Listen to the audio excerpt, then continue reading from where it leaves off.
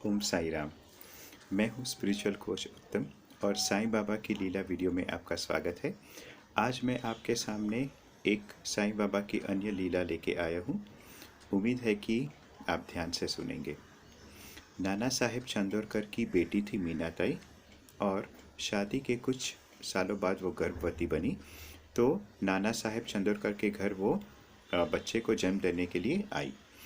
लेकिन हुआ यूँ कि उसे प्रसूत की बहुत पीड़ा होने लगी और वो बच्चे को जन्म नहीं दे पा रही थी।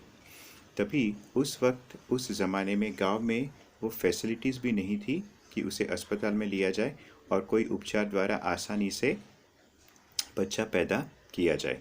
तो बहुत परेशानी के बाद नाना साहेब चंदोरकर जो थे वो साईं बाबा के बहुत बड़े भक्त थे और वो मन ही मन उन्हें प्रार्थना करने लगे कि किसी भी तरीके से मेरी बेटी की ज़िंदगी बचा लीजिए, वो बहुत पीड़ा में है। उसी वक्त उनके एक साईं बाबा के एक अन्य भक्त थे जिनका नाम था रामगीर बुआ, जो शिरडी में रहते थे। उसी वक्त रामगीर बुआ को खंडेश जाने की बात हुई। तो उस ज़माने में ये रिवाज था कि कहीं भी जाने से पहले जो भक्त होते थे वो अपने गुरु को पूछते थे कि मैं वहाँ पे जाऊँ कि नहीं। तो रामगीर बुआ साईं बाबा के पास गए और उनसे इजाज़त मांगने गए कि मुझे खंडेश जाना है तो मैं जाऊँ कि नहीं। तो उस वक्त साईं बाबा ने कहा कि हाँ, आप बिल्कुल खंडेश जा सकते हैं, लेकिन आप खंडेश जमनेर होके जाइए। अब जमनेर नाम का जो गांव था वो खंडेश के बीच में नहीं आता था, वो कोई और ही दिशा में था। अब रामगीर बुआ मन ही मन में सोचने लगा कि ये तो मेरे रास्ते में नहीं आता है, फिर मुझे साईं बाबा वहाँ जाने के लिए क्यों कहते हैं। और दूसरी एक उलझन ये भी थी कि उनके पास उतने पैसे नहीं थे। तो उन्होंने साईं बाबा को कहा कि मेरे पास खंडेश जाने के लिए, वो भी रमनेर से गुज़र के, जमनेर से गुज़र के, मेरे पास वो पैसे नहीं है। तो बाबा ने कहा तुम चिंता मत करो, वो सारी सुविधा आपको मिल जाएगी, आप पैसों की बिल्कुल चिंता ना कीजिए। तो ये बातें सुनकर रामगीर बुआ को बहुत ही संतोष हुआ, क्योंकि वो एक बहुत बड़ा भक्त था साईं बाबा का।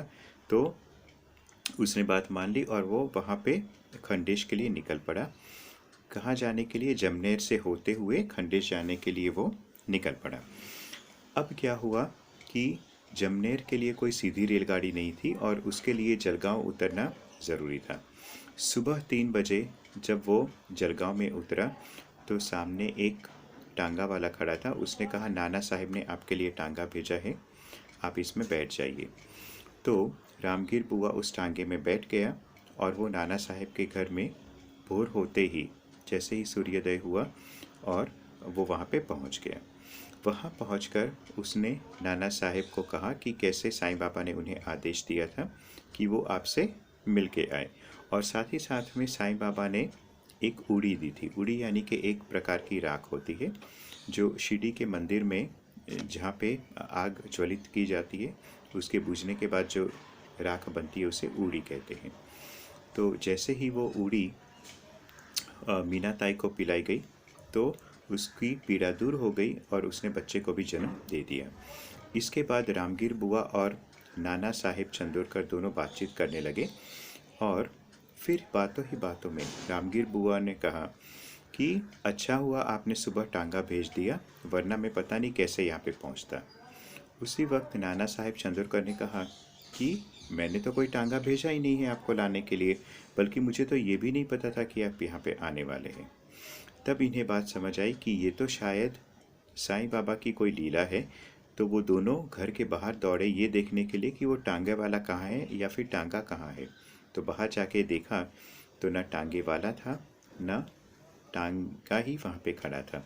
दोनों समझ गए कि ये साईं बाबा ने ही मदद करने के लिए रामगीर बुआ को यहाँ पे भेजा था। तो दोस्तों, ये जो लीला थी उसे आप भी सुनिए, अन्य लोगों को भी सुनाएं। आपका मन पवित्र होगा और मन जैसे पवित्र होगा आपके काम बनने शुरू हो जाएंगे। आज के लिए बस सिर्फ इतना ही। नमस्कार।